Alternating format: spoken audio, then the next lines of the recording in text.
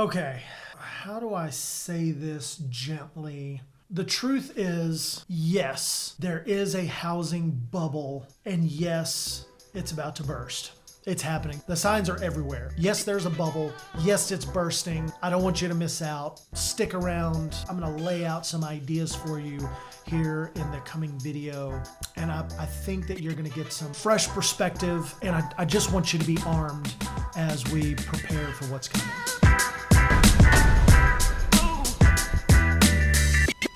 If you really think about it, what's the old saying? What goes up must come down. And it's not something that I enjoy, but it's very clear what's coming from a real estate perspective. Housing prices cannot continue to increase. There's a bubble, it's breaking, and you might be making a mistake if you buy a home right now.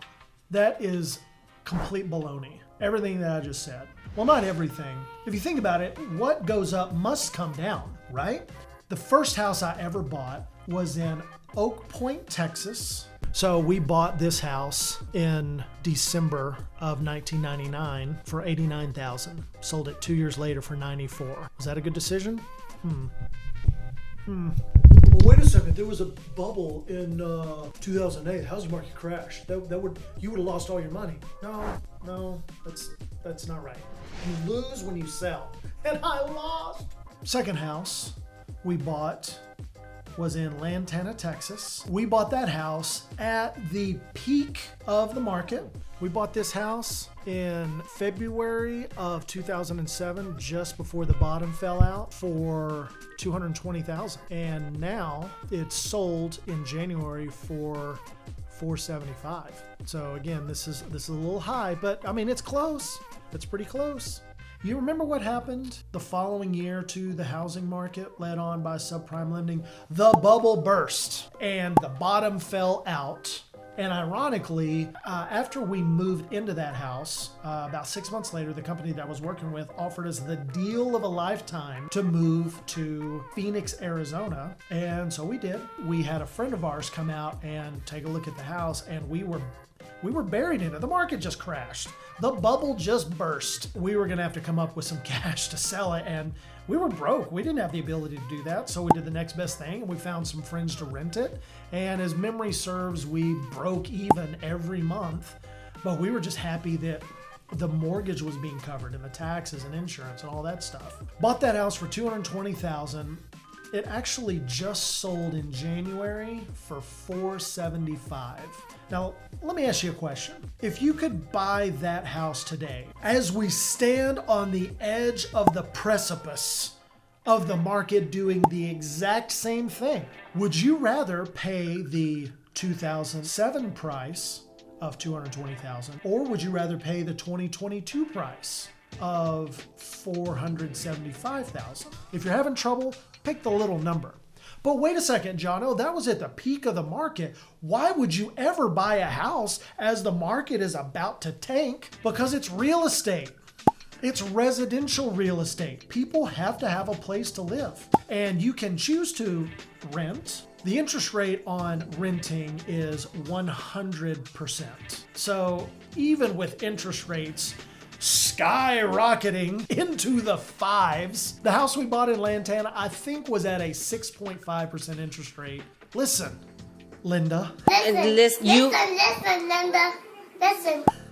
And everyone not Linda. If you just think about it from a logical perspective, any home, if you've bought a home before, what did you buy the house for? Just think of that number. And then what does your tax assessment say the value of the house is a year later, or 2 years later, or 5 years later? Is your tax assessment going up every year? Is it dropping every year? I would assume, and you know what they say about assumptions, but I would assume your tax bill goes up every year, and probably always had.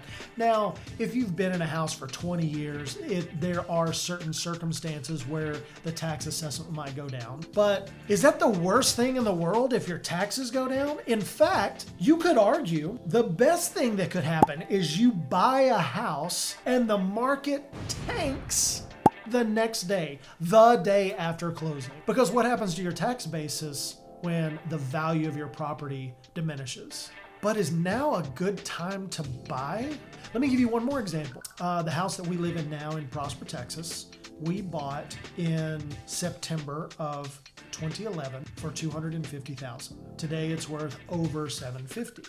I am so glad I bought this house when I did. But you know what? It was worth a lot of money a year ago. Not $750,000, but more than what we paid for. So even if you just really simplify things, the value of this property has increased every year. Some years more than others, but it's going up. The value is going up. Did you try to buy a house 6 months ago?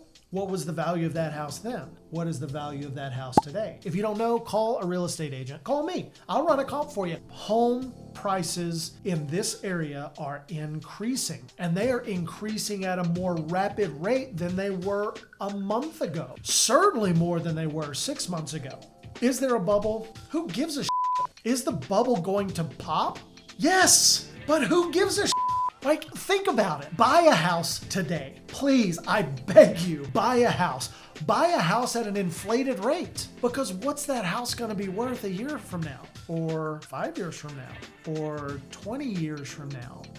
What's the old saying? When is the best time to buy real estate? 20 years ago.